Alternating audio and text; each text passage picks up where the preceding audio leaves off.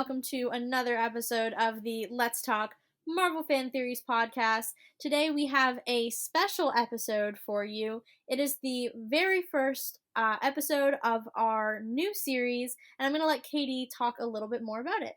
Hello. So if you guys have been following us for a little bit, you might be aware of this, but long ago we talked about doing a possible replay. So we're going to just quick explain that a little bit this is our Marvel replay series, and essentially it's Taylor and I going back. We're watching all of our movies all over again with the exception of the Spider-Man and the Incredible Hulk, since they aren't currently on Disney Plus, and we're only doing the ones on Disney Plus. But really, it's just us going through, and we're now gonna go 2 movies per episode and just give our thoughts, considering when we started the podcast, we started right when Loki was coming out, kind of in that area. So we definitely missed like a good 20-something movies. And so we're really just going to take this moment to kind of give some of our thoughts now that we're looking back at these films, many years later and many rewatches later of what we think about them. And just now that we know some things as well, compared to where we maybe knew when the first Avenger came out,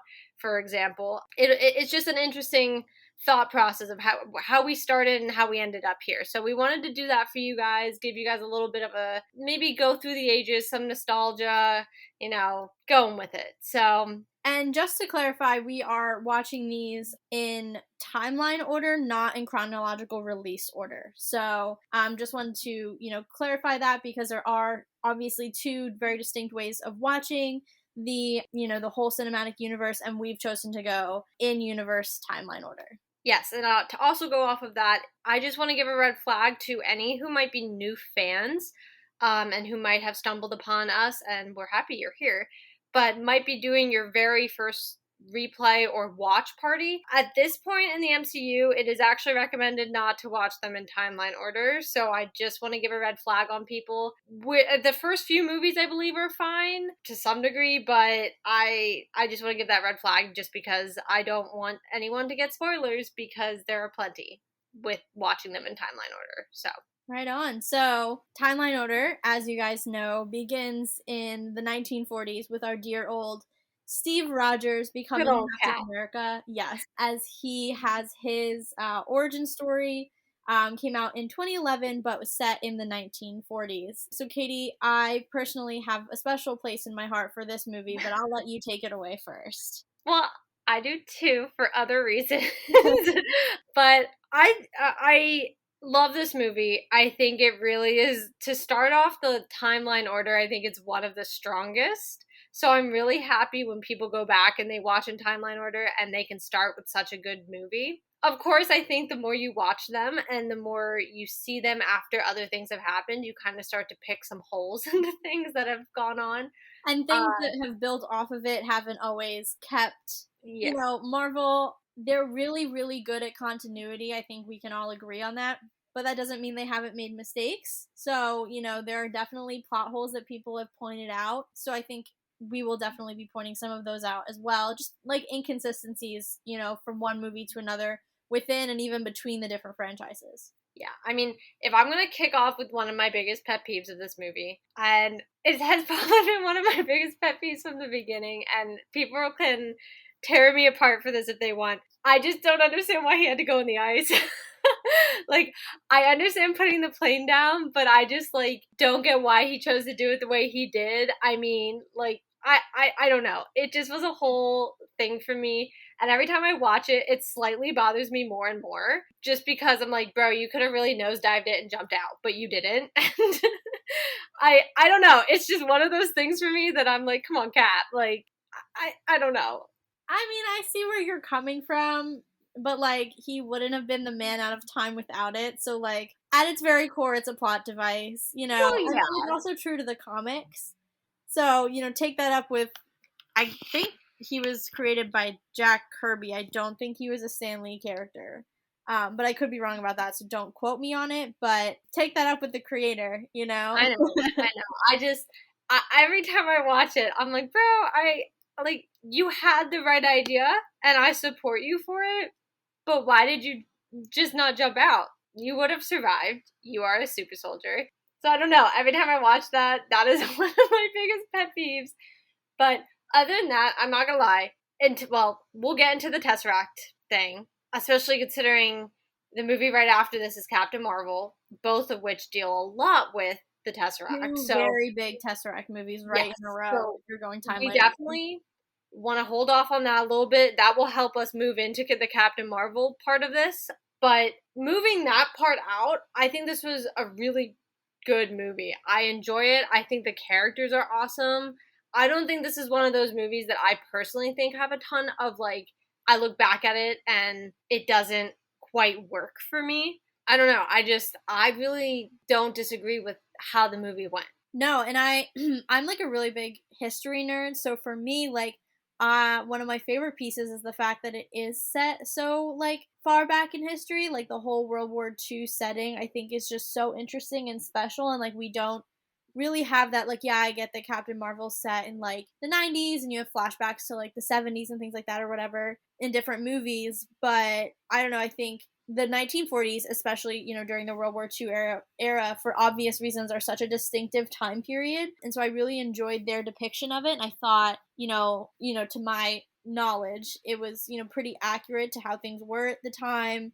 I really liked just the aesthetic of the movie following that time in history. So I really enjoyed it too from that aspect. I think it's just really special in that way because it's so far removed from like modern day. I agree. And even, I know, not trying to jump ahead, but I mean, even when you look at the second movie of the Captain America franchise, I think it's great how much we see the start of things, such as Hydra, even S.H.I.E.L.D. coming about. I mean, obviously, we don't fully see S.H.I.E.L.D. yet, but it's the beginnings of it. And we see all of this, and then obviously we see how all of this became so intertwined in the Winter Soldier. And I just think like seeing the beginning the way that we do, it's personally to me one of the few movies that now we have three main trilogies. But out of the three, I would say that it's probably one of the only ones that I think really helps set up its second one and really gives it a place to stand because literally they bleed into each other, and I think that's awesome. I love seeing the Hydra part of the Winter Soldier because we see so much of it and it's everything in the first Avenger. And I just think these movies and the first Avenger itself, just like I said, it builds such a great foundation for the Cap trilogy. And you just can't, I feel like that can't be debated. That is just, the foundation is 100% there. All of these connections are amazing. Even when it comes down to Bucky coming back, I think that's awesome. So I don't know. I think it's a strong movie. I'm going to sit there and say it. And every time I watch it, I have less and less complaints. Yeah, honestly, this is one of my comfort movies, so you will not find a complaint out of me. This and like the first Avengers, just for like so many reasons, but also partially just pure nostalgia. Like this whole 2011, 2012 era was just really good for me. Say what you will about the first Thor. I know a lot of people have some strong opinions about that, but I don't know. It just makes me happy. So this, I'm only gonna gush about this movie as we kind of dissect more of it. Yeah, I will say one thing is, and I definitely know I've said this to you, Taylor, and it happens, and I'm not gonna sit there and not say it doesn't, but I'm just gonna throw it out there. Some of the CGI didn't age well in this movie. Yeah, I will agree. Yeah, it definitely has some of its points where it really, like, if it wasn't a Marvel movie, I'd be like, ooh, this is really not it. Because some of the CGI just didn't go well. I'm thinking specifically of where he's With the fire? Yes, where he's throwing the shield and it looks like it should have been made for like a 3D movie. Yeah. Yeah, I'm thinking specifically of that scene. Like I thought the majority of it was fine, but whenever you say like poorly aged CGI in the first Avenger, my mind immediately goes to that scene. Yeah. No, I agree. And I think that's just one of the things that, I mean, like I said, you can't really help. And if that's one of our few complaints about this film, I think Marvel did it very well. And to be fair, in timeline order, it may be first, but it wasn't in their making. So I think they were in the process of really getting a hang of what they were doing. Agreed. So I think this was a great, like, this was kind of the beginning of the golden era of the films that were coming out. Retweet. Yeah. So, because I, as much as I love, like, the first Iron Man and some of the others, it's just Marvel was getting their feet wet, figuring out what they were doing, and I just think this was one of the very well done movies. I think the relationships, especially, and I know I've already brought this up, but bleeding into the rest of his trilogy, I think that's awesome. I don't know. Like I said, I think the entire movie itself, I think there's great one-liners, like the freaking fondue. Oh Don't my even get me god. started. Don't even So get me good. started. It's so good. He really believed that for like a while. I know, I know. I But also just, I don't know, I think, like, knowing where Steve goes on later and how he feels so out of time, I really enjoyed watching him actually in the time where he was supposed to be. Like, obviously, he didn't know what was gonna happen and, that he was gonna be in the ice for 70 years and wake up and, like, live when all of his friends should have been dead or whatever. But it's cool then knowing the displacement that he feels later on in the MCU, to actually see him in his element, in his time, with the people he was, meant to age with. I just like seeing Steve in a place where he feels like he belongs, I think, because this is the only movie, literally the yeah, only movie where you get to see him truly in his element. And I think there's, an edge to Steve later on. There's an unending sadness that kind of always lives under the surface of his character, no matter what he's doing, because of that displacement and caused by that feeling of displacement. And it's so absent in this movie. Like, even though he's like fighting Nazis and he's like super focused, you still get that he's happy and he feels like he has a purpose. And I think even though later he finds a purpose with the Avengers, there's still that undercurrent that like he doesn't belong. So just even from like a character standpoint, I think this movie stands apart because he feels that sense of belonging that he truly doesn't for the rest of like the 10 or 12 years he's in the MCU. well, and you know what? I love that point partially because I like this movie a lot because we see Steve pre-serum. And that is almost the same idea of he didn't belong because he was this very very scrawny kid compared to literally everyone else. Like Steve needed to drink some milk.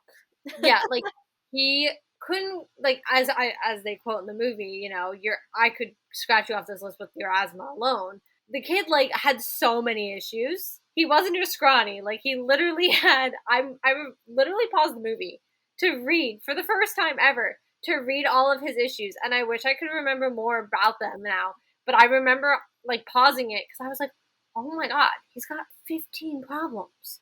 Yeah. And they're not Not just a very like healthy dude. Like, besides just being small and thin and not well built, in traditional masculine ideals, he also had genuine like health issues. yeah, And yet he still wanted to do his part. And like, I think that just gets to the core of who Steve is, and that's the whole point. That's why they show him to us like pre-serum, is to show us like he didn't become righteous because he's Captain America. He became Captain America because he has these intrinsic ideals, and that's what makes him the not a perfect soldier but a good man. Like, that's the whole point. And I love that too, like that opportunity to see him.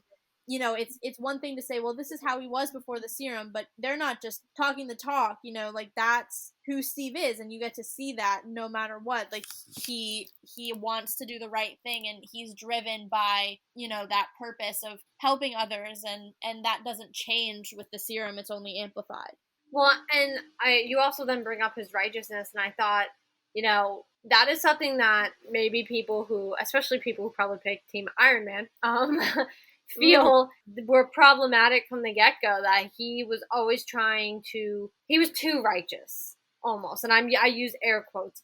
I think that can be the argument on the other side, and I really enjoy the first Avenger because we see him not only in the element of this is where he's actually supposed to be living, and these are the people he's supposed to be around, but because his righteousness is what puts him in the position to be Captain America and also to be respected then. Like he wasn't this bully, he wasn't this dude who just went in because, oh, well, this is how I see it and this is how it should be. And no, I'm not hating on anyone's favorite character right now, but if you can't tell, I am Team Cap.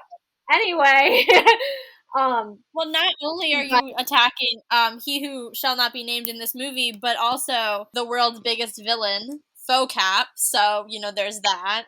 Yeah, well, that's why I'll bite my tongue where it's at. But I think, and especially I think with his relationship with Tony, we see later on that is always their rift, is that he's too righteous for Tony and is always trying to do the right thing for everyone, versus Tony sees things very one direction, one way, and that's how he expects it to be done, and that's what he expects from it. And I think that's why, later on, I think people are like, oh, well, Cap is too righteous and Cap is too this. But in his element, in the World War II element of the first Avenger, he belongs, and that makes him a leader. That makes him respected, and that's why all those prisoner soldiers are like, who are you? And he's like, well, I'm Captain America. And they're just like, I punched out Adolf Hitler 100 times. Yeah. And they were like, number, cool, okay.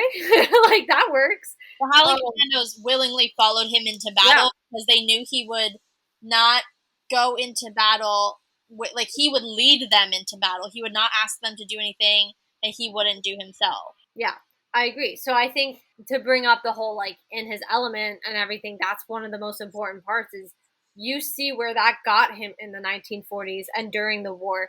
And not because he was doing it to get him places, but because, people were like, yes, lead us. This is what we need. And I just think it's very interesting to see the other side of the coin later on of how, as much as he remains righteous for pretty much his entire time, that becomes almost sometimes considered it's too much, it's a bad thing, or it's not the right way to do things necessarily. So I think just, is interesting, and I think it says a lot about it. It might be, and I might just be reading too far into this, but it might just be what's the word I'm looking for? But it's like a commentary on the way society is now, that, like, before, righteousness was something that you aspired to and made you a leader and made you, made people want to follow you and respect you. But now it's almost seen as, like, pretentious. I don't know if that's, like, the right word, but, like, that's... I know what you're saying, though. Yeah, and so, like, that, I think, is so interesting, that if you're going to take it from, like, a deeper analysis level, I think that was something that I didn't really think about the first few times. I was just, like, enjoying, the action and watching Captain America, like, learn how to be Captain America. But, I think the benefit of, like, your fourth, fifth, sixth watch is you can actually pull out some larger themes that, like, the director may have, or across the MCU, the directors may or may not have been trying to actually convey. Right. Well, I'm going to bust open our main topic, because this is what this entire film, other than... Before you do, I just thought of one question, and I have to ask it because I just saw Age of Ultron, that's where I am in my current rewatch, and they mentioned vibranium in that movie because they go to Claw. And then Tony and Steve, this is in Age of Ultron, Tony and Steve have a little side conversation where he says, I thought your dad said he got it all. Here's my question. How did Howard get the vibranium for Steve's shield? Like, I know it's, like, never said. It's almost implied he got it from Wakanda, but is Wakanda the only place on Earth that has vibranium? Like, that's just a question that's, like, never fully addressed, and I just wanted to bring that up super quickly. And that's a fair question. I kind of always assumed that it was, and as much as we want to believe, like, oh, we did everything by the books, I think Steve even says it in, like, The Winter Soldier. He's like, it was war. And I might not be out the right movie. It might have been Ultron. I don't even know. But at one point he says, we did what we had to do because it was war. Like, we didn't love doing it, but we had to. I almost wonder if there was, like, a black market kind of thing happening, and that's how... I could see that. Like, Howard was an eccentric dude, and I could see him skirting some laws the same way his son does. Just find a workaround. Well, and I don't even know if it was necessarily directly even Howard. Like, it could have just as easily been almost any of them. And I'm not saying, like, any of them as in Peggy, Steve, any of them, but I just mean, like, literally, like, the American government and military could have just as easily, different sectors, been involved in things. And, like Steve had said, it was war. It was a different time, and not everything was going to be done by the books because you couldn't do it that way. So I think that, to me, was kind of always the general explanation in my head, was that there's probably some sort of black market deal. I'm sure whoever it was sat there and was like, this is all that there was in Wakanda. Or, for all you know, they were getting hot on Wakanda's trail and figuring out, hey, they have vibranium. And, the king at the time, which was that T'Chaka? I think that's Probably T'Chaka's dad. That's what I was thinking. Okay, it's hard because Cap is like weird, age wise. Based on T'Chaka's age in Civil War, I don't think he was probably only in his 60s or 70s. He would have had to have been close to 100 and something. Okay, It would yeah. still be his dad. Okay, okay. Then let's say the king at that time, T'Chaka's dad, most likely, maybe he was like, get them off our trail. Let's sell them, quote unquote, we have left of our vibranium, or have a seller say this is all that was left, and then that helped keep Wakanda off the map. Because to be fair, I mean, Hitler and Hydra themselves were like invading everything. So it's kind of hard to say whether or not, I know Wakanda has all their technology and all their special like ways to stay hidden, but who's Did to it say happen that? in the 40s? Like, that's a real question, too. Like, all of that, like, reflective tech that they have, that, I don't remember the name of, like, there's a name for tech like that, but all of the way they make it look like you're going into a mountain, essentially, when you're actually heading into, like, the main city of Wakanda. Like, I would be shocked if they had that in the 40s. They're exceptionally advanced, so it's entirely possible, but I don't know that they had that 70 years prior. Maybe they had an earlier generation of it or something like that. I don't know how it, how much they're clearly more advanced than like the rest of society. I don't know if they were able to be that much more advanced at that time. Like they were literally like 80, 90 years ahead. It's possible. I don't know that for a fact. But let's just say, for argument's sake, that they didn't have that kind of tech. It probably would have been easier to see what Wakanda truly was back then because they didn't have a Shuri out there in R&D creating this like really incredible technology to protect them at the level that they are in modern day. Again, they're so advanced it's entirely possible that they had that and we wouldn't know because we don't explore Wakanda during that time period, but I think it's entirely also possible on the flip side that they don't. Well, exactly. And I mean, as much as they have the reflectives going on, I mean, at the end of the day, if there was a mission down there or something and a stray soldier just happened to have accidentally wandered, you know what I mean? Like, it was still possible to be discovered. So and especially in a time like that, it was a world war. So I would have to think, it somewhere or another, it was either to get someone off their trail in general and keep Wakanda safe and out of it, or just in general, someone smuggled it out and was like, "This is all I got." And whoever got it, whether it was Howard or someone from the military or whatever, might have also just assumed he meant that's all that was left. That's all he got, and that's all that he had to take. So I don't know. That was kind of always like the implication that came to my mind whenever he said that. But it's a good question.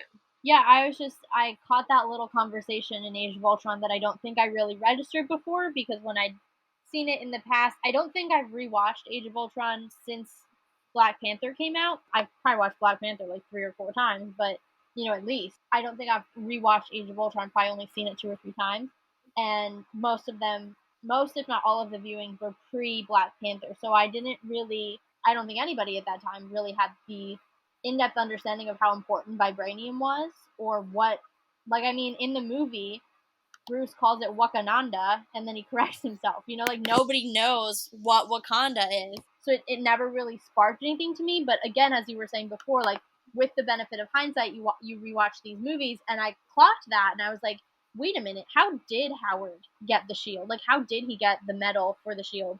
So sorry I took us off track, but I like that was something that like really was bothering me because I was like, wait a minute. Yeah, no, I mean, fair question, like I said. But now to break into the big hot topic, the The Tesseract. Tesseract! Woo!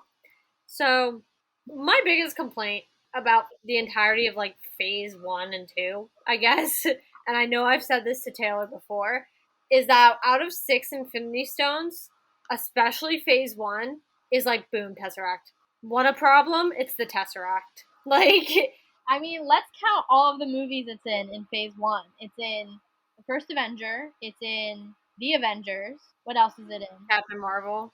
Well, that's not technically phase one. So if we're Well, like oh early, yeah, okay. so let's say it this way. In early in the MCU chronological timeline, not release order timeline, it is in at least 3 of the first 5 movies because it's in the first Avenger. So the first 5 movies in order, right, are first Avenger, Captain Marvel, Thor, no, Iron Man. Oh, I guess first 6, because it's Iron Man, Thor, Iron Man 2, Avengers. Or is it, no, Iron Man 1, Iron Man 2, Thor, Avengers, right?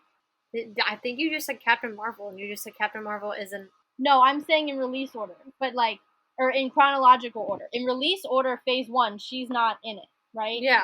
Oh, you're saying in chronological. In chronological MCU Okay. order, it's Captain America, Captain Marvel, or First Avenger, Captain Marvel, Iron Man 1, Iron Man 2. Hulk.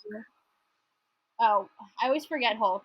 Iron Man 1, Hulk, Iron Man 2, Thor, and then the Avengers, right? So that's the first 7 movies up through the Avengers, and 3 of those movies have the Tesseract in it. Well, and I mean, for me, I think when you look at it in time order, and this is why I'm really happy that we're doing the first Avenger and Captain Marvel in the same little replay episode here, because I personally feel there's some inconsistency on where the Tesseract was at the very beginning. I mean, Especially there's a when you little, include the end game travel back in time.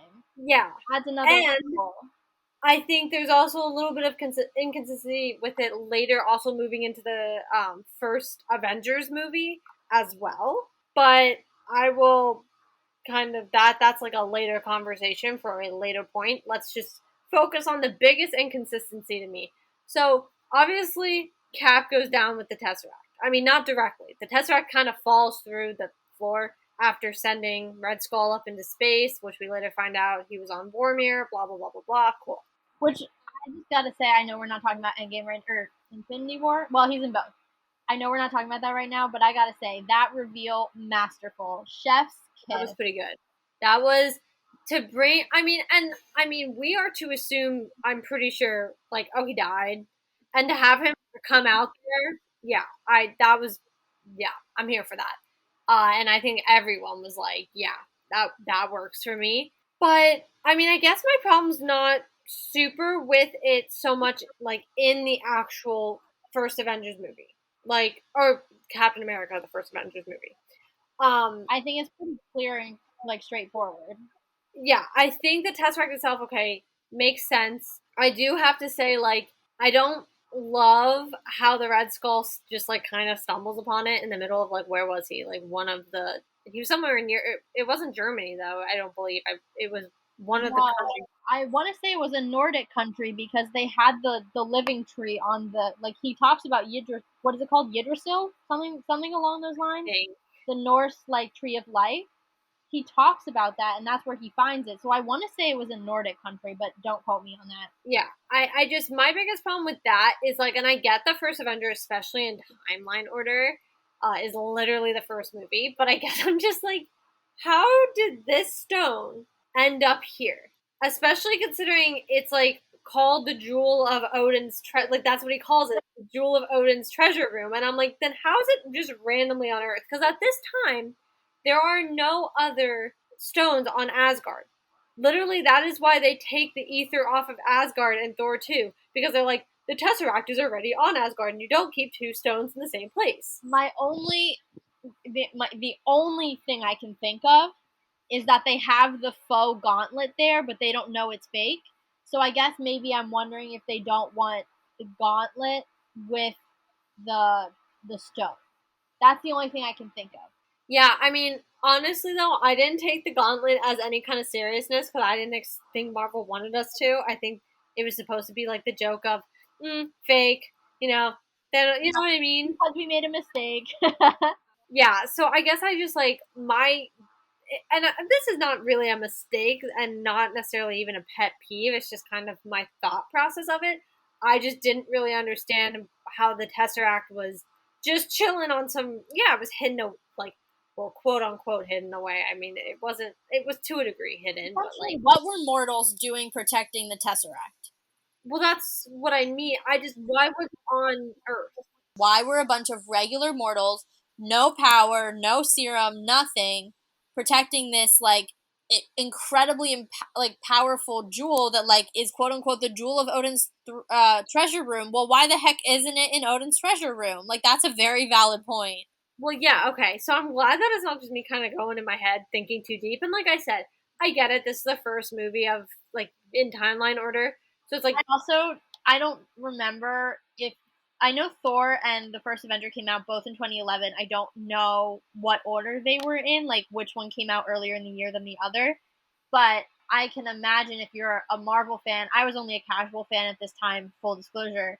If you're a hardcore Marvel fan and either you just saw Thor or you know Thor's coming out later in the year, depending on when they came out, because I don't know, again, off the top of my head, how excited are you going to be at that name drop of Odin in this movie that's about, Captain America? Like, just like the little one liner there. So I think that's why they threw it in, but I do agree it adds a little confusion. well, but not even with that line in general. I mean, that line is part of my argument, but even taking it out, it's just kind of like, but why is it here? Yeah. Yeah. Why is it on Earth, which is, and I mean this in the best ways, but it is especially because we're in the MCU. We're so focused on thinking we're the only, and I mean a little bit, I guess, in real life, but people do think there's still life out there, right? But like in the MCU, we're convinced up until the alien invasion and things start, or well, Thor a little bit, but they kind of kept a little bit of that under wraps. But really, in the alien invasion of New York in the very first Avengers movie, that's the first time people really start to realize we're not alone in this world. Yeah. And so I guess it's like, why would you put it on Earth of all places that's completely defenseless to anybody invading from the outside because they're too worried about themselves because they don't think that there are others out there. Like Yeah, it's there, not like it's Xandar who like is constantly at war with like the Kree and like they're just gonna go hop on their spaceship and go to a different planet tomorrow. Like us Earthlings are firmly on Earth for all of our life. yeah. So I guess like for me, I just that's just like one thing for me. If I had to pick something about the Tesseract in the first Avenger that didn't quite line up, that's it. But I want to get into, and this will guide us right into Captain Marvel, which is the second half of this episode, and the second movie in a rewatch in timeline order. So Howard picks it out of the ocean. Awesome. Cool. I mean, literally, even in the first Avengers movie, Cap references that, and he said it should have been left in the ocean. And then here we are in the 90s, and it was up in space. Explain it. And I know like Endgame's obviously later, but I think if we're gonna do a quick little Tesseract timeline, I think we'd be very remiss if we don't talk about how it was in the Shield. I guess you would call it a bunker. I don't know, at their headquarters in the 70s when Tony and Steve go back to get it from Howard. But so I guess the question it doesn't answer the question. It's still under the guise of okay, well Howard had it, he got it out of the ocean, then Shield had it, and Howard's there with it, Peggy's there with it, but then it ends up, I guess, yeah. So it's a good question. I just wanted to point out that we do see it again in the 70s, so it's not a jump from the 40s to the 90s. No, and that's a great point, though, because we see it again in the 70s. I mean, we have to think. So it was. She goes by Captain Marvel, correct? Uh oh, the older woman. Yeah. I think it's just Marvel. Oh, okay. So I don't remember. I couldn't remember if she like went by some what. So my question then. So obviously she puts it up in the spaceship that has all the scrolls that she's keeping safe. But I guess it's like I okay. I guess if you wanted to sit there and be like, well, this is how you explain it, you could be like, well, it was only up here for like 5 years. So if it's the 90s, like she put it up here sometime in the 80s, maybe, and whatever. Okay, that I guess that's the easy way to write it off. But we don't actually know how long that spaceship was up there or how long the Tesseract was there. And also, I guess like I understand what she was doing was a fraction of and like a part of Shield, but I just can't quite see how they would have kept something that important that had been kept away, and we see that in the 70s. It's kept away and protected the way it is. And they just were like, "Oh yes, use it for your purposes and experiments and things." Yeah, because I mean, even just jumping forward a little to 2012 in the Avengers, like when Fury has it and he's using it for their purposes, he's the director and he has a very solid pulse on everything it's doing. So, obviously, like that's a jump ahead, but I think it's still true to probably how I think Peggy was the director at the time. how Peggy was probably acting towards the Tesseract, from one director to another, probably keeping a very strong pulse on it. And, let's not forget, didn't Marvell die, in that plane crash? So even if they had lent it to her and she died in that plane crash, now they don't know where the Tesseract is. So yeah, I mean, I think it definitely can be explained how it got up there. She, whatever. But I don't think it makes sense necessarily how it stayed there because it doesn't. I would think someone at Shield would have been like, "Hey, this super powerful thing that Captain America died, keeping out of the Nazis' hands is like gone." You know. Well, that's what I was gonna say. Is like, even though she did die then, and even prior to that, it's like, well, you don't know how long she's had that chip up there, so it's like she could have been quote unquote experimenting with it for 5 years, and you're telling me no one checked up for the fact that she still had this very powerful stone, and then even when she did die, it's like, well, where was it? Because I don't quite remember how, if they ever even like blatantly say how long. It was a couple months since Captain Marvel's accident, No, it was and years. that was, or sorry, I meant a couple years. It's 6. I was thinking 6 months, and I was like, that doesn't sound right. A couple years, sorry, since the accident. So that's at least 6 years that it was up in Yeah, space. because nobody knew the coordinates but Marvell. Yeah, and the only one who had been experimenting on it the last time that she was alive had been 6 years ago. So you're telling me no one was like, yo, we lost this thing. like, And we see into Shield because obviously Fury's in that movie. Guys, in case you hadn't noticed, we're pretty much fully transferred over to Captain Marvel now. oh yeah. But we see Fury acting as part of Shield.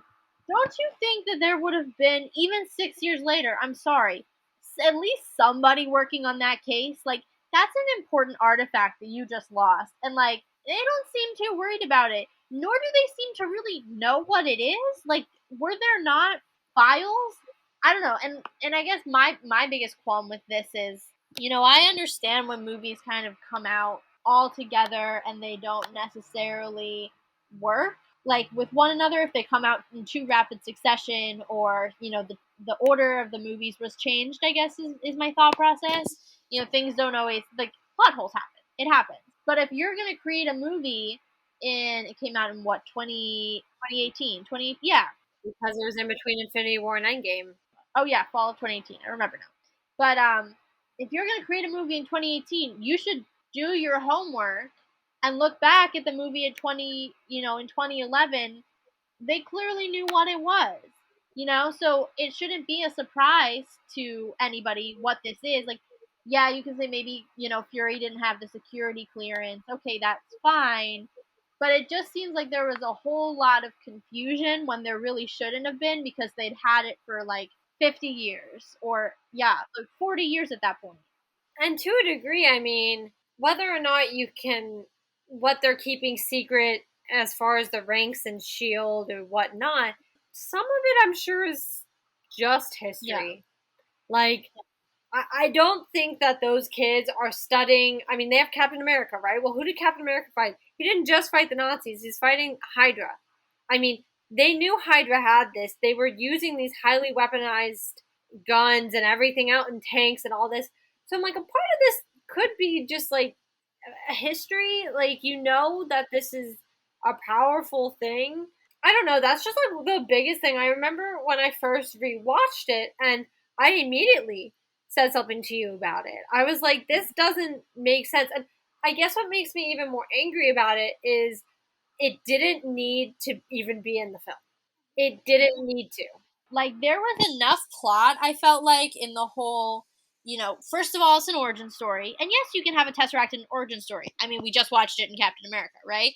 But Yeah. first of all, it's an origin story. Then you're introducing an interspecies 1,000-year galactic war. You're reintroducing Shield in the 90s, giving them a different, giving you a different perspective on the agency and what they looked like, 10, 15 years before we next see them. You are bringing back characters as much younger versions. Like, there's a lot going on in this movie. Yeah. So much so that it already had a plot without the Tesseract. Like, the whole a Skrull Kree war and the Captain Marvel being manipulated and being part of it, like that was enough plot to create a conflict without the added need of the Tesseract.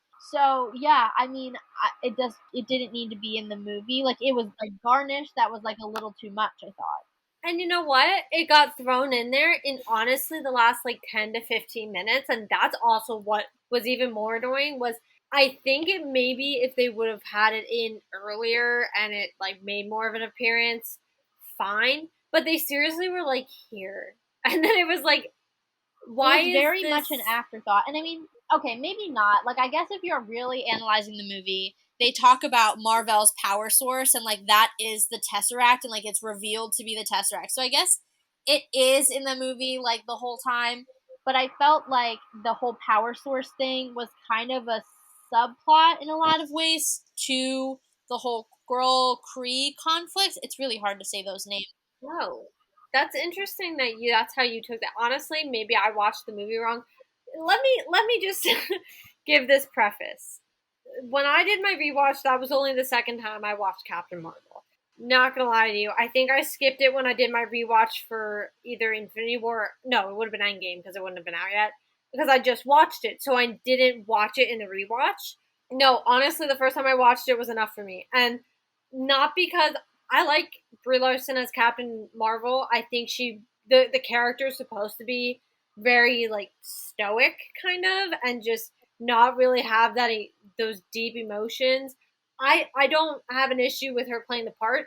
I just when I first watched it didn't love it, and it could be because it was between Infinity War and Endgame, and at that point everyone was like, "No offense, I don't care. I just want Endgame." Because you just killed half of our characters, and especially for me, considering most of my faves were killed. So I think maybe that was a factor to it. I'm not sure, but I didn't love it. I just kind of bored me. Now, I definitely was much more into it the second time watching it, and I think that's maybe why I was like really getting more of this. But what I understood was I thought the power source that they kept looking for, what I didn't get that it was the Tesseract. I mean, maybe it came from the Tesseract, but I was thinking of it as, well, it's Captain Marvel. Like she absorbs all the No, I energy. really believe it's the Tesseract because Oh. that's why they fight for it at the end. Yeah, but I thought that was partially because now they clearly can't have Captain Marvel anymore because she's figured out all this No, I'm stuff. pretty sure the power source was the Oh. Tesseract. So I guess I'm going to amend my prior statement because I kind of forgot about that whole thing. It's not really an afterthought. I just felt like if you're gonna look at more like if you're gonna put the plots in order of, at least to me, in order of interest, I thought the oh my god, this is so hard to say. Skrull Kree conflict and her being caught in the middle is the much more interesting plot in the movie than like trying to like have the Tesseract involved. Like I didn't feel like it was necessary when you had all these other elements. And I get that that's what they were chasing and blah blah blah, but I don't know, I thought it just kind of complicated things, and like the fact that, to your point, it doesn't make an appearance until like 85% of the way through the movie. Like yeah, I know it's like implied and it's referred to, but it doesn't actually physically appear until later. I don't know, I just don't really feel like I loved that it was even included because I think it like created more questions than answers, and that's not really my favorite thing. So I just kind of felt like if you were gonna add it in, like it should have been. I don't know. There should have been more around it. I guess was my thought process, especially because it's And I think you didn't need it in there. I like you could have said her power source was the Tesseract. No one would have questioned it because she was working for a part of Shield, so it was like, well, Shield had the yeah. Tesseract. Like that's an easy answer. And like I just don't know why was it on the ship? Like to me, just stick with like the new, so we had already seen the Kree at this point because they were obviously in the first Guardians. Well, we did if you didn't watch it in timeline. Oh, I'm just saying if you're, if you're watching them as they come out, you know what a Kree is because you've seen the Yeah. first. Sorry, good clarification.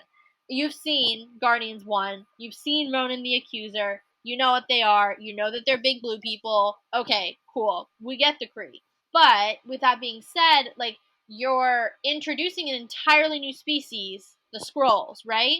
So I guess it's just like, okay, like why can't we just focus on the species we know fighting the species we don't, figuring out who are the real bad guys, because in the past the Kree have been the bad guys, and they're the bad guys again. They're set up in a negative light in both movies, both Guardians and this.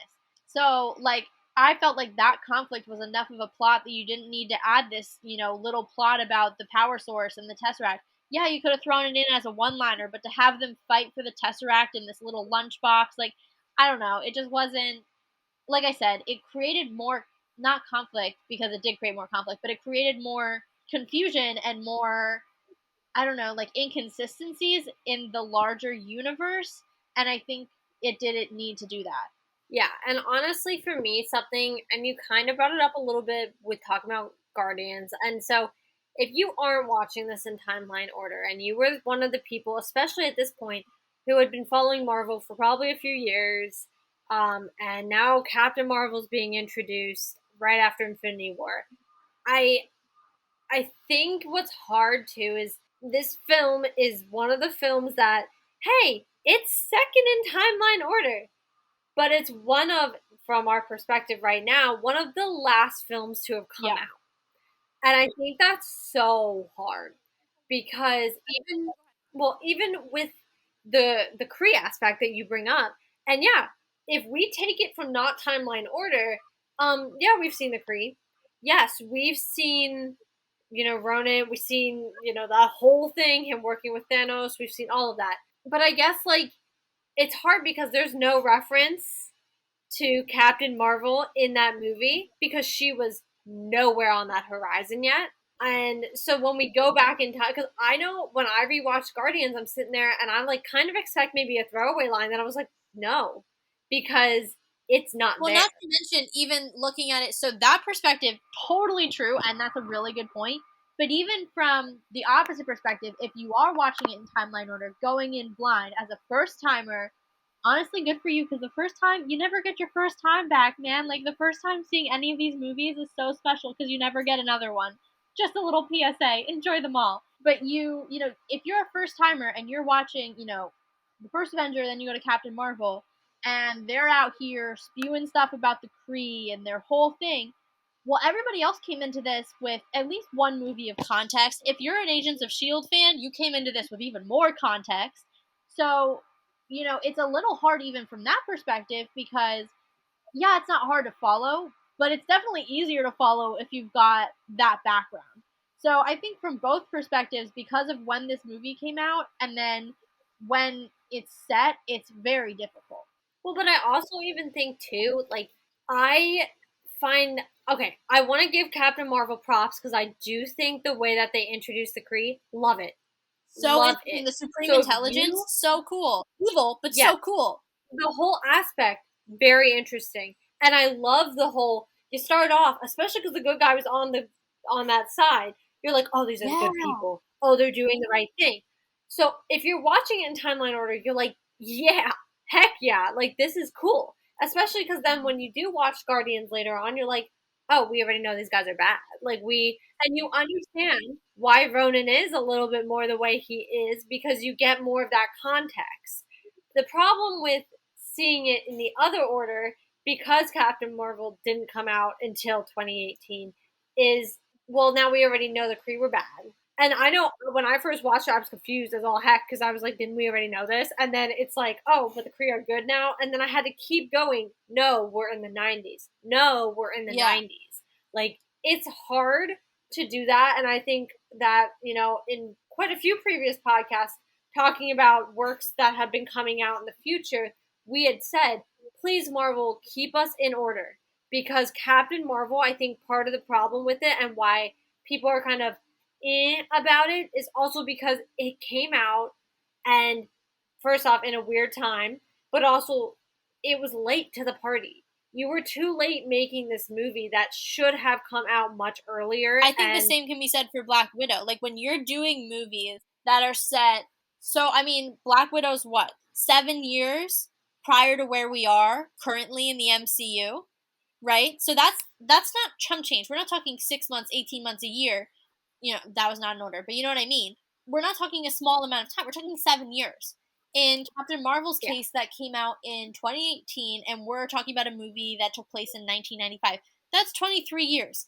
That's the amount of time I've been on this planet. So, like, that's a really long time to try to, like, you're not retconning, but, like, go back and, like, make sure everything fits and, like, why wasn't she here? Or all this stuff. So, I will, second your thought of, like, please, if they're coming out in the same year and they're not quite in order, that's fine. Okay, I can wrap my brain around that. But let's not do some, like, Yeah. major time jumps anymore to fill in gaps that, let's be honest, weren't really gaps anymore. Black Widow, it's a great movie, don't get me wrong, but did I need that movie? Like, no, I didn't. Honestly, Captain Marvel could have been set in 2018. I don't know that it would have been that different.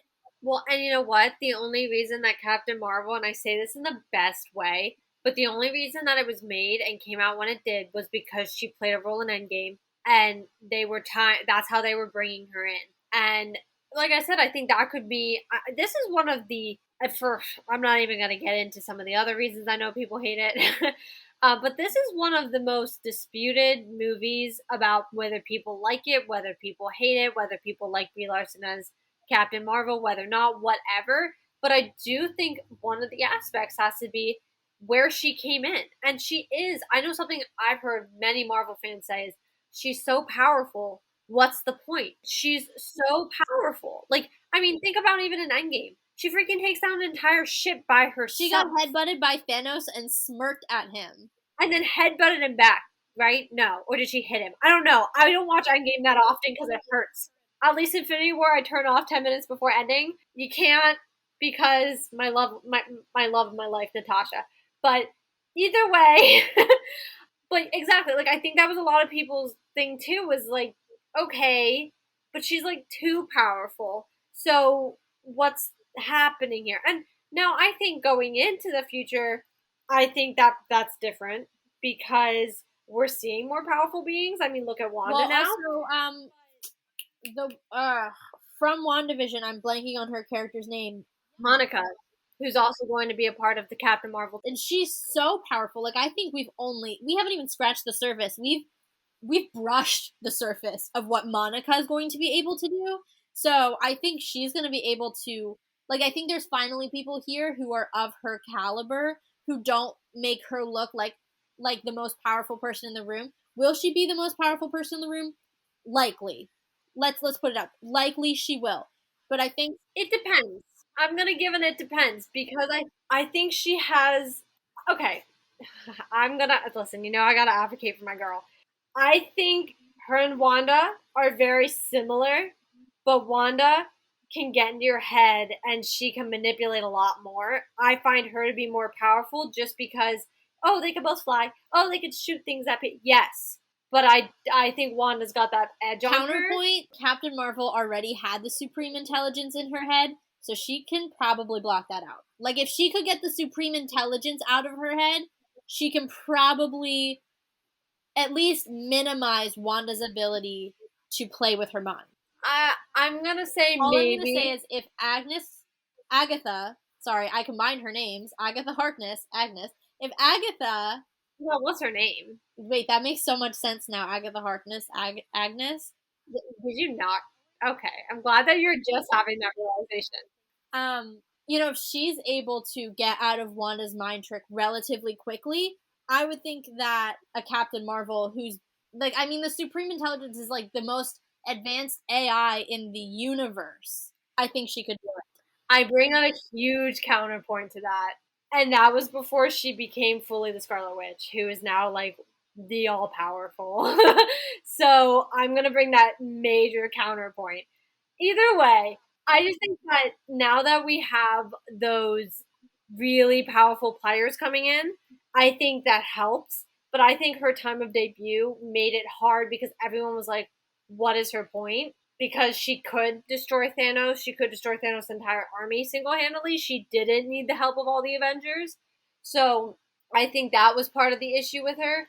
And maybe that was like an inherent problem I also had with her and didn't really realize it. Because like I said, watching it the second time around, I did think it was much better. I agree. I did not have a high opinion of it the first time. Second time I was like, okay, this isn't too bad. And then third time I was like, wait, this movie's actually kind of funny. Like, not funny in a bad way, but like the comedy was actually pretty good. Well, yeah, and I love freaking seeing younger Fury. That gives me like the light of day. And what I will say, I'm gonna pick up something that I don't remember. Oh, it's a Winter Soldier. Duh, I should know that. I quote that movie every day of my life.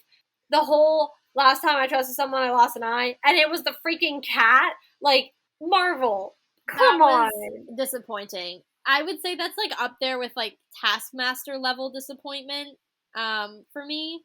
I just think that that was one of those things that they almost couldn't figure out how to involve it, and they were like, "We'll just do it in this movie." It was like that. Walking away, those were always my biggest issues with Captain Marvel. I think is that because it came too late, it was either making too many holes or trying to fill some, and none of it ever made sense. They didn't do any of it successfully.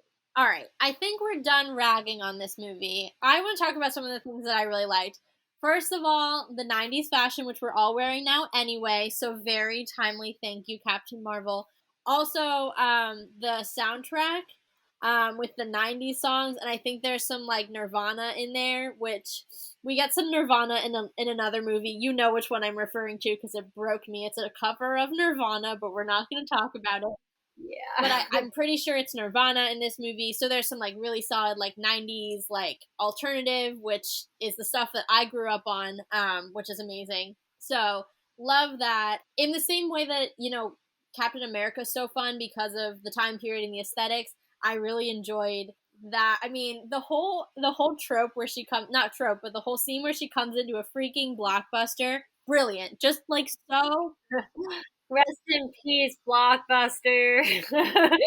like that, they could not have made that more quintessentially 90s, more perfect. The fact that she's plugging her alien technology into a phone booth, oh my god, the gag, what an I amazing was thinking gag. the same thing. So good, just so good. So I mean, there's definitely a lot to love about this movie. I genuinely thought the comedy was really funny. I didn't really like love it the first two times, but I think the third time I was like, this is good stuff. I think if we're gonna go off some of the things I love, and as you said, didn't love it the first time. Not gonna lie, I walked out there and I had not a single good thing to say about it.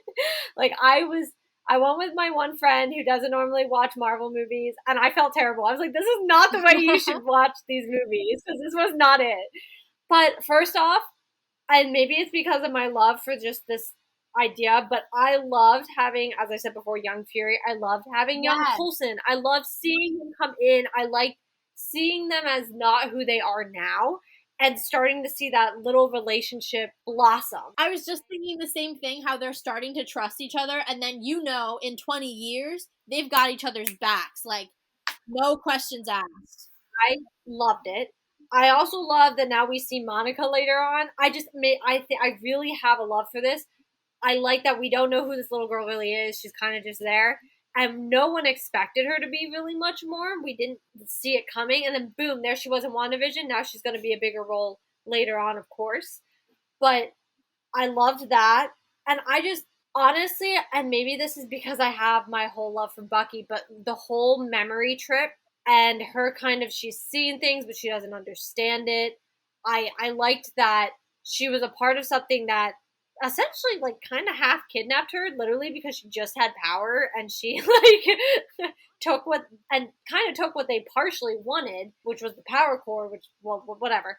But I just think I thought it was so interesting seeing that flip and how she was figuring out like this isn't right what they're doing, and she's like one thing comes after the other. And like I said, when you watch this in timeline order, it's even better just because you don't know the Kree are essentially the bad Yeah, guys. that whole like reveal is so much nicer if you're coming in it from a pure timeline standpoint and you're coming into it fresh with new, without any of the context. It's more confusing, that way, but it's also Which, rest in peace a little bit to all the actual Marvel fans, not saying not actual, but fans who were fans at the time, because none of us got to do that. But because we all had already seen Guardians. But I also just liked the whole aspect. Like when you start this movie, you're like, what is going on? Because if you've only ever watched Captain America, you went from World War II to you're on an alien planet. Like you don't know what is happening. It's awesome, and I love that because you don't know where this movie's going. And I think at first I hated that, but when I was first watching this movie, I remember even being like, oh God. Because I'm not gonna lie, I didn't know a lot about Captain Marvel as a character. She was not one I tended to follow, even comic book wise. So I kind of just was like, I don't know what's gonna happen here. And I don't know. I Guardians does space so well that I was like, oh God, now we're gonna do a whole other space movie that's not related to Guardians is kind of weird to me. But watching it the second time, it's that very different feel, and her coming to Earth, and just like some of the things she had to figure out was just so funny to me that like I can't even explain to you. Her fighting the freaking Grandma Oh my Scroll god, gives me so life. good. Like and I don't remember the one thing that she did that she did it with Fury, and either he did it or she did, and they both were just like, "Wait, what the heck?" It just was funny because it's like I live for those people, and maybe this is why I like Captain America too, trying to figure things out because they're not where they're supposed to be, and they're like, "What is going on?" Like, I don't know how to use this door properly, or I don't know, like. Even in the first Avengers movie, like the Avengers movie, when Cap's sitting there and he makes the bet with Fury, and it's the whole $10 won't impress me, and then it's like they go up onto the hydro or the Helicarrier. thank you, not hydro helicarriers. I'm thinking of the water, and he just passes him $10 because this man has never seen So this. good. It's one of my favorite scenes of all time. Exactly, and that is what I live for. And Captain Marvel, just having her experience some of the things that it's also a little sad because you knew she used to know this used to be where she was from, and she didn't know that. So it's I think taking away some of that surface and looking deeper in, it's almost a heartbreaking story. And I think that's something when you first watch it, you kind of see it at more of a surface level than seeing it at that deeper. Like, this girl was essentially taken from everything she knew, brainwashed, like, didn't know any, literally. She just went on a test flight one day, and then next thing she knows, like, she's literally being like, I don't even know, like, her mind is wiped. She has all these random Well, powers. she's quite literally made into a scroll, like, or not a scroll, a Yeah. tree. Like, they literally pumped her dude, the Jude Law's character. John Rock, I think it is. Once they hit the alien names, I don't remember them as much. But like literally pumps his blood through her veins. Which, like, honestly, that part was, weird. yes, it was weird, but it also made me really excited because I know, there's the whole question of whether or not Agents of S.H.I.E.L.D. is part of the canon, but that's what Fury does to save Coulson after Loki stabs him. So where do you think he learned that? Like, that just made me really happy on a completely different level because I was like, oh my, like, this is where he got the idea to save his best friend. Like, well, I don't know if they're like best friends, but in my mind, they're best friends. And so, like, I loved that. I was like, oh my god, like, that's like, regardless of whether or not it's canon, like, that's amazing. Yeah, I mean, and my only other point, which is something, because I know the Tesseract was just in general to me, a problem the entire movie. Once you, no, obviously not the entire because we don't see it, but like once we bring it into the movie, it became a problem. My only other thing that I stand with is there was the whole like when she does kind of absorb all the power. I guess I never really like got how that didn't just kill her. I don't know. I mean, maybe the same way that, like, here's how I like to think about Hulk. it. Like, not everybody got as strong as Steve with the super soldier serum. Like, yeah, not all of it was like Erskine serum, and I get that, and like his was the best in the world. But you now have Bucky, you have Alexi, you have all those other Winter Soldiers. There were other, you have what's his face, the really annoying one, Focap. Oh my god, yeah, but he's we don't need to bring him up. None of them were as good as Steve. Take Bucky out of that. Whatever. My point being, sometimes it does, like, all, I get that all other things are the same because they're different serums, but let's just pretend that they are. All other things consistent, it sometimes really does come down to the individual and their, in literal individual makeup in order to, survive that. And I don't know if you heard, yeah, and I don't know if you heard when I said, but I said, Hulk, I guess, would be to me, a better example to explain my own Yeah. question, just because, I mean, theoretically, the gamma ray should have killed him and instead didn't and made him almost into an unkillable machine. So, to me, I don't know, I kind of think about Hulk more as a better example than the super soldier serum.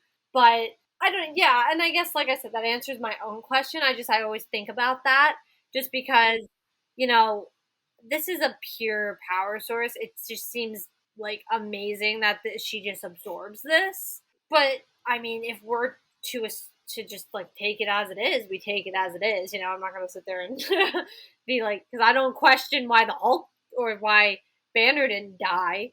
Like I never question that, and that's probably because I grew up watching the Incredible Hulk and knowing about the Incredible Hulk that my brain was like, oh, okay.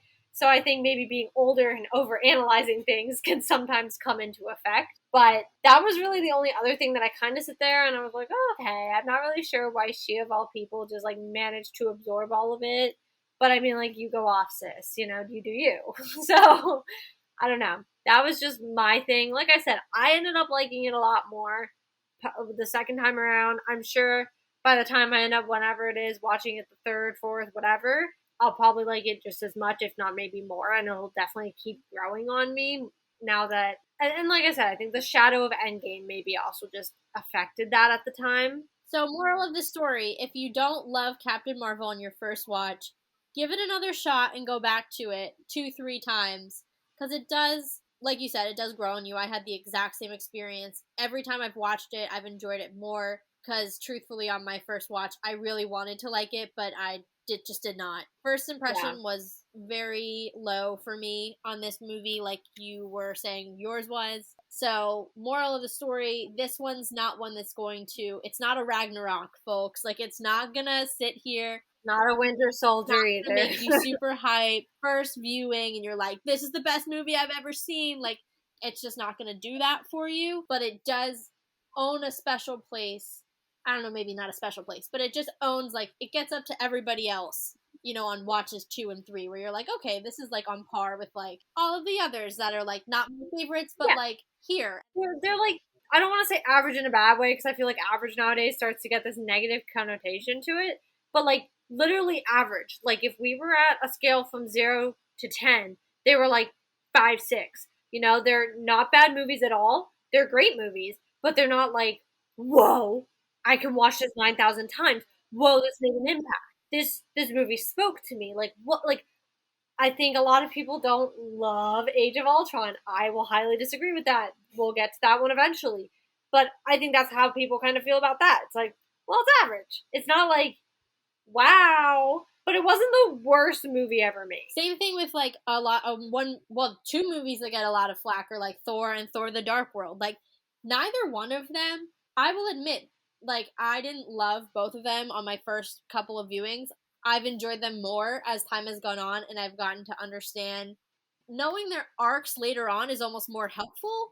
Yeah, I agree. You get to, I guess you have like a nostalgia almost for their beginning if you know how they become, especially like if you're, in the case of Loki, like he's dead and then you have like the Loki series and that's like a whole layer of things and like or Thor, like now he's so he used to be so boisterous and fun and positive basically up until Infinity War when he now lost the last member of his family, he lost all his people, like he's rightfully so depressed because he literally lost everything. So I think there's almost a nostalgia for those early movies where he's like that happy-go-lucky guy. But I think this is kind of the same way. Not the nostalgia, but that, people don't love the movie, but I think as you watch it more, you grow to appreciate it. And I think that as she furthers down her franchise and the Marvels comes out and we continue to see character growth, I think there will be a special place for that first movie and that nostalgia of, oh, this is where she learned who she was and now Yeah. she's X, Y, and Z, which is fantastic. You grow. That's human nature. But there's always going to be that nostalgia then for that early, that first time you saw her or as she came into her own a little bit. Well, and like I said, I think some of the reason this movie got flack was just its timing was not well done. Like it wasn't a good time for this movie to have come out, and they went with it, and fine. And I got why. like I said before, obviously her impact in Endgame, blah blah blah. But I definitely don't think the timing helped her. I agree. And it's really hard to have a late origin story, let alone your origin story literally being the one that's like half a crutch for like in between Infinity War and Endgame, because literally the Infinity War like end credit scene is you. Yeah. So and then like right into Endgame, like so, like it's just bad timing. I really think the more you watch it, especially if you're watching it in timeline order, helps a lot more. I'm going to be honest. If you're not watching, like, I think it's hard to watch them in timeline order now if you're a new fan, but as older fans, I think watching them in timeline order helps a lot more. It does. I agree. So, I agree. yeah. Awesome. Well, that was the first two movies of our Marvel replay series. We hope you enjoyed hearing our thoughts as we've watched these movies, for sometimes our fifth, sometimes our third, sometimes it's way more than 5 and 3 and we lost count. Just wait till we hit Winter Soldier, man. I don't even know how many times I've watched that movie. Yeah, me with Civil War. But yeah, so we hope you enjoyed it. As always, please continue to listen to our episodes when they come out, subscribe to the podcast, follow the blog. We are always coming out with new content, always trying to keep up with the latest Marvel news because there's always something. So please just continue to follow us wherever you can. And also add on to our Twitter. It is Let's Talk MFT, and I like to talk to everyone. Please be my friend. And I know I sound desperate. I'm not, but is that did that sound so believable? I know. No, I really do love tweeting to everyone, getting people to tweet back to me. And we like to share some of the theories we've talked about on the podcast or some we've come up with in the meantime. And we like to tweet them. So I really like getting some of our theories out there that maybe we aren't saying on a podcast or we didn't get a chance to, and seeing some of you guys like and retweet them. And it's like, oh, okay, cool. You guys kind of on the same page. So definitely go follow. And as we do this Marvel replay, I just want to remind everyone, clearly there's a ton of content. So please, please, please watch it all to begin with and keep up with it all because Marvel just blew your mind. So let's talk about it.